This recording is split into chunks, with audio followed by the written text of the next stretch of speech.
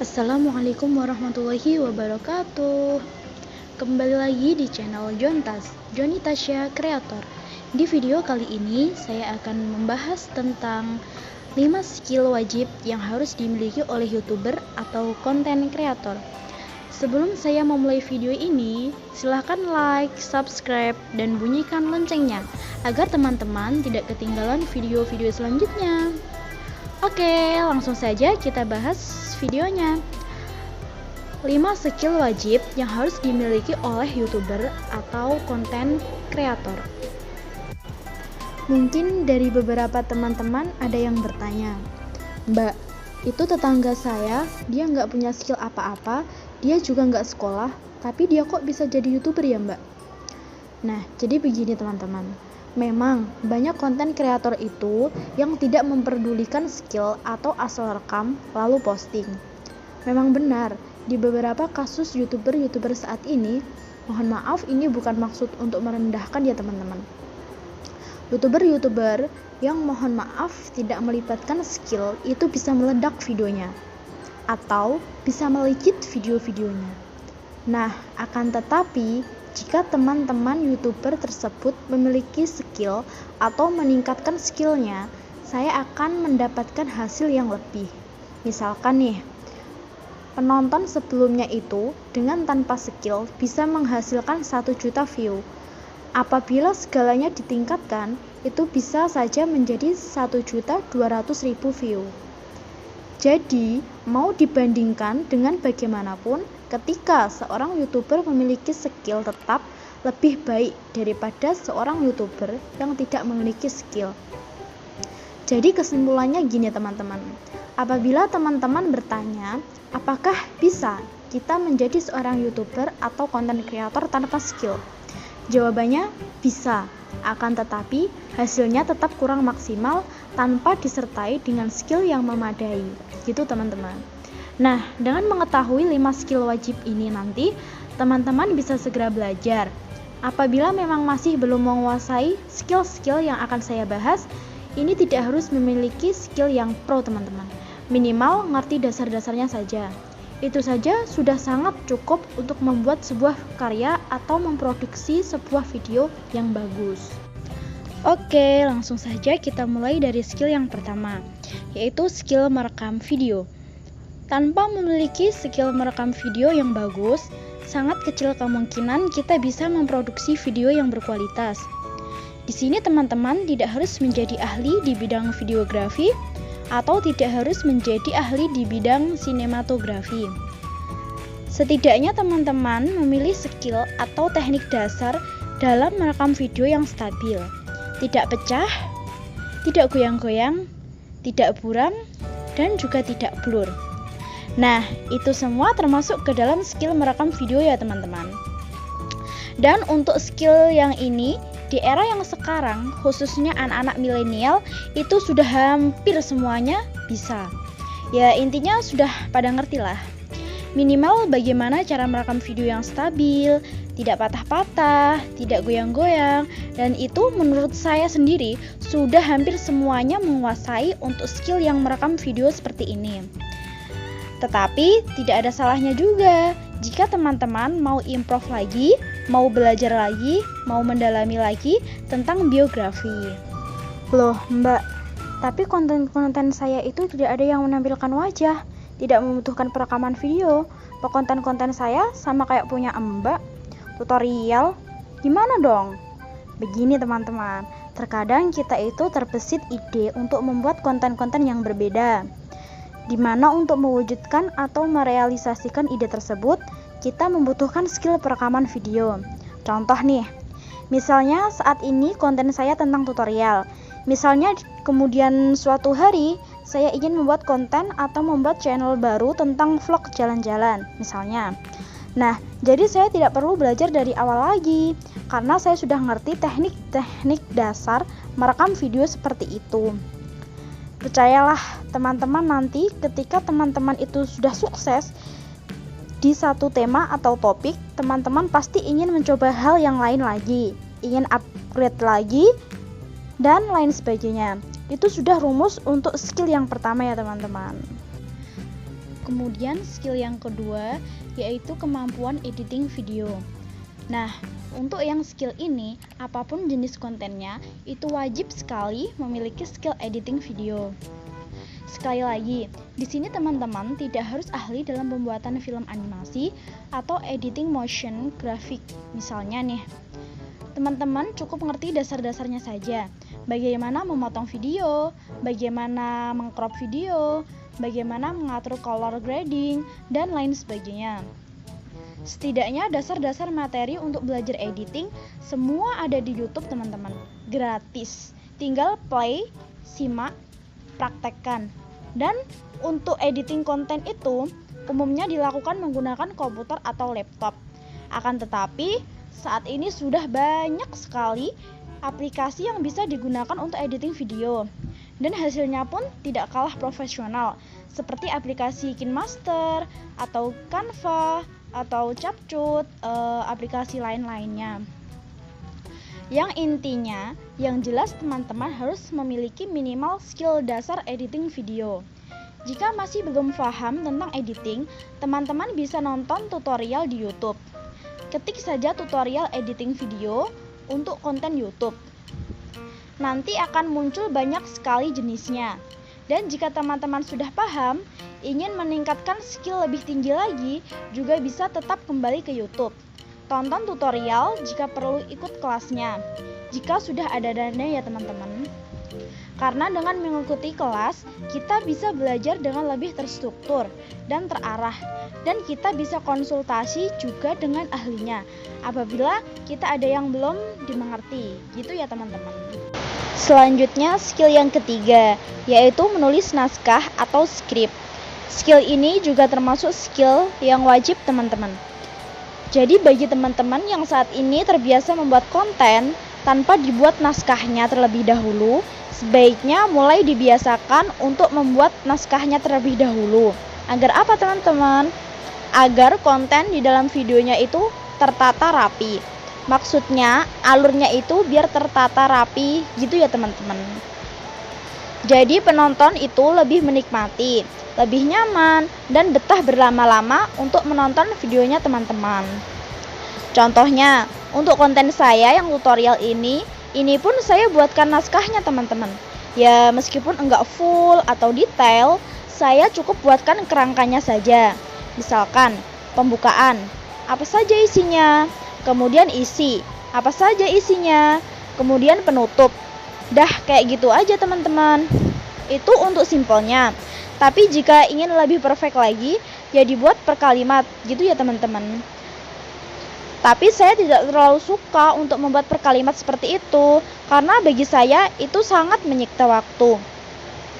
Tapi untuk konten-konten tertentu, misalkan konten-konten yang membahas tentang keuangan, membahas tentang politik, membahas tentang hal-hal yang membutuhkan data atau statistik, itu sangat perlu dibuatkan skrip atau naskah ya teman-teman. Contoh lain lagi nih, misalkan konten teman-teman tentang vlog misalnya. Nah, teman-teman juga bisa menuliskan naskah dulu atau skrip dulu. Misalnya untuk pembukaan, apa saja yang harus disampaikan ke penonton. Kemudian tentang aktivitasnya, itu poin-poin apa saja yang bisa disampaikan ke penonton. Hal-hal menarik apa saja yang bisa disampaikan ke penonton. Misalnya untuk vlog liburan, teman-teman bisa menuliskan di situ tempat-tempat wisatanya mana saja, kemudian review tiketnya berapa saja, kemudian transportasinya untuk sampai ke sana itu apa saja. Itu bisa dituliskan. Supaya apa? Supaya pada saat itu tempat kejadian teman-teman tidak lupa. Karena sangat disayangkan ya. Udah jauh-jauh ke sana, udah keluar biaya, sampai di sana lupa untuk menyampaikan. Padahal itu hal yang sangat menarik dan ditunggu penonton. Itu fungsinya dari membuat naskah atau skrip ya teman-teman. Contoh lain lagi nih, misalkan konten teman-teman tentang alur cerita atau alur film. Nah, ini sangat wajib sekali untuk dibuatkan skripnya. Karena tanpa membuat naskah untuk konten-konten jenis alur cerita seperti ini, itu sangat kecil kemungkinannya bisa maksimal hasilnya. Gitu ya teman-teman. Jadi hampir semua konten jenis apapun itu sebaiknya dibuatkan naskahnya. Atau misalkan teman-teman malas membuat naskahnya nih, teman-teman bisa menuliskan kerangka-kerangkanya saja, poin-poinnya saja agar tidak lupa. Ya seperti channel saya itu. Kemudian skill yang keempat yaitu skill presentasi.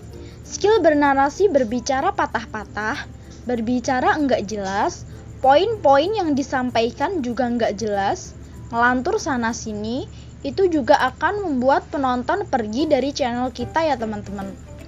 Percayalah, yang menonton tetap ada, akan tetapi tidak betah, tidak lama, ya begitu teman-teman. Jadi mulai sekarang, jika teman-teman itu memang serius ingin menjadi YouTuber atau konten kreator, apapun jenis kontennya, teman-teman harus belajar bernarasi yang baik. Entah itu konten tentang vlog, entah tentang tutorial, apalagi tentang review produk. Jadi berbicaranya itu harus luas, tidak kaku, dan jadi nonton itu enjoy gitu ya teman-teman. Nah, ternyata untuk skill berpresentasi ini pun juga ada ilmunya, ada tekniknya. Nanti teman-teman juga bisa pelajari di YouTube. Bahkan untuk skill yang ini, itu ada bukunya teman-teman, yaitu buku tentang public speaking. Buku ini untuk bahasa akademisnya yaitu public speaking. Dan ini ada materi pelajarannya waktu di bangku sekolah. Jadi kalau diringkas sederhananya, berpresentasi adalah belajar ngomong.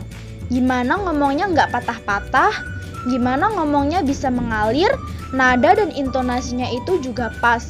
Jadi yang nonton tuh enak, apalagi kalau konten teman-teman tentang alur cerita atau alur film. Satu-satunya kunci dalam konten-konten seperti alur film atau alur cerita itu pada si naratornya teman-teman, atau orang-orang yang menarasikan. Karena tidak sedikit dari penonton itu dalam menikmati konten-konten alur film atau alur cerita, itu hanya mendengarkan suaranya saja.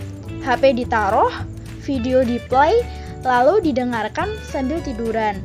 Seringnya seperti itu ya teman-teman. Jadi skill ini yang sangat penting sekali untuk dikuasai teman-teman, untuk dipelajari mulai dari sekarang juga. Jika teman-teman ingin menjadi seorang konten kreator yang serius, kemudian skill yang terakhir yaitu skill mengkonsep atau membuat konsep. Mungkin dari teman-teman ada yang menyangkal atau ada yang bertanya-tanya, "Loh Mbak, tetangga saya kemarin merekam video, diposting di YouTube, diposting di TikTok, bisa viral videonya tanpa konsep loh Mbak." Jadi begini teman-teman, sebuah video dibuat tanpa skill apapun itu bisa berpotensi viral. Saya tidak mengatakan bahwa tanpa skill tidak bisa viral. Tanpa skill, view tidak bisa. Tanpa skill, video sepi. Saya nggak mengatakan demikian. Akan tetapi, saya berbicara tentang probabilitas sebuah video yang dikonsep, dilengkapi dengan skill. Jika dibandingkan dengan sebuah video yang lain tanpa dikonsep atau tanpa dilengkapi skill, kira-kira kalau dirata itu lebih banyak yang berhasil. Simpelnya seperti itu. Jadi mengkonsep itu tetap penting, apapun jenis kontennya. Misalnya teman-teman kontennya tentang memancing, itu pun perlu dikonsep loh teman-teman. Entah ditambahin settingan, entah ditambahin drama-drama, yang jelas bisa membangkitkan emosi penonton untuk tetap stay menonton video milik teman-teman. Ini saya beri contoh video yang dikonsep sama enggak yang dikonsep. Contohnya seperti ini. Saya keluar rumah, tiba-tiba saya merekam, saya asal berjalan, kemudian saya posting di YouTube. Nah, itu merupakan video yang tidak dikonsep. Contohnya seperti itu. Kira-kira ada yang nonton enggak? Siapa sih yang mau menonton video saya? Saya bukan siapa-siapa. Orang cuman keluar rumah, terus diposting, gak ada yang menarik gitu loh. Jadi, mengkonsep itu salah satunya yaitu menekankan bagian-bagian mana yang menarik. Menekankan bagian-bagian mana yang kira diminati oleh penonton dengan kasus yang sama. Misalnya, saya keluar rumah, saya ingin membuat konten, tapi saya mengkonsep. Maka kemungkinan akan jadi seperti ini konsepnya. Saya keluar rumah, kemudian saya pakai motor, saya pakai kamera di atas helm saya, action cam gitu ya. Kemudian saya berjalan mungkin di kota atau mungkin di tengah hutan yang mana tempatnya itu menarik, jalannya itu estetik. Misalnya saya rekam menggunakan kamera yang ada di helm saya, kemudian videonya saya posting. Nah, itu akan kemungkinan viralnya. Jadi, sekali lagi konsep itu sangat penting. Setidaknya jika dibandingkan, jika dikomparasi antara video yang dikonsep dengan video yang tidak dikonsep, tingkat keberhasilannya itu lebih tinggi yang dikonsep ya teman-teman. Percayalah, itu sudah menjadi rumus dan sudah dilakukan oleh konten kreator-kreator yang sudah sukses di luar sana. Nah, kabar baiknya ke depan, saya akan membuatkan bagaimana sih cara membuat konsep untuk konten YouTube. Bagaimana sih cara mengkonsep ide-ide yang sudah kita kumpulkan agar lebih menarik dan bisa kita kemas menjadi sebuah video yang bagus. Nah, buat teman-teman yang mungkin memiliki ide tentang sebuah skill yang belum saya cantumkan di sini, teman-teman bisa menambahkan di kolom komentar ya. Siapa tahu saya juga bisa belajar dari teman-teman. Karena di sini sifatnya saya berbagi dan kita berdiskusi. Apa yang saya tidak tahu, saya belajar dari teman-teman. Dan teman-teman belum tahu, saya akan berbagi berdasarkan pengalaman yang sudah saya lakukan gitu ya teman-teman. Dan pesan saya kepada teman-teman semua, dengan mengetahui informasi 5 skill wajib yang harus dikuasai seorang YouTuber atau konten kreator ini, teman-teman sudah bisa mulai bersiap-siap untuk belajar. Jika masih belum memiliki skill-skill dasarnya, apakah cukup 5 skill ini aja mbak untuk konten-konten standar? Untuk konten-konten yang tidak terlalu memerlukan editing, yang terlalu wow, itu sudah cukup ya teman-teman. Kalau konten teman-teman misalkan nih melibatkan grafis-grafis animasi, nah itu perlu belajar tingkat lanjut lagi, dan itu membutuhkan waktu yang cukup lama juga. Tapi dengan memiliki atau dengan menguasai skill-skill dasar dari kelima skill yang sudah saya sebutkan tadi, saya rasa sudah cukup untuk menjadi bekal teman-teman untuk menjadi seorang konten kreator atau YouTuber yang bisa menghasilkan uang dari YouTube. Gitu ya teman-teman. Oke. Nah, buat teman-teman yang mungkin memiliki ide tentang sebuah skill yang belum saya cantumkan di video kali ini, teman-teman bisa menambahkannya di kolom komentar. Siapa tahu saya juga bisa belajar, karena di sini sifatnya saya berbagi dan kita berdiskusi. Apa yang saya tidak tahu, saya belajar dari teman-teman, dan teman-teman belum tahu, saya akan berbagi. Jika teman-teman masih bingung atau ada yang ingin ditanyakan, silahkan komen di kolom komentar. Saya kira cukup sekian dulu ya untuk sharing kali ini. Bagi yang belum subscribe channel ini, silahkan di subscribe dan nyalakan loncengnya agar tidak ketinggalan ide-ide baru dari tips dan informasi penting selanjutnya. Terima kasih, semoga videonya bermanfaat dan sampai jumpa di video selanjutnya.